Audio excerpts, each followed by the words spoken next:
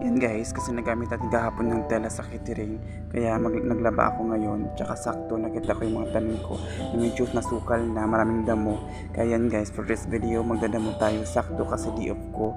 Kaya yan, magdamo tayo, magdilig, ayusin natin para medyo maganda pa yung tubo nila. Ilang beses na kami nagbuwan yun guys. Kaya yan, thank you kasi nga medyo okay na siya, mataba na. Kaya thank you God, marami kami nagugulay kung gusto namin. Kaya thank you for watching. Pasensya lang kayo sa boses ko guys, medyo parang mamalat ako, aywan, siguro sa init kahapon. Basta tingnan nyo lang ang video guys, ano mga ginawa ko for this video. Thank you!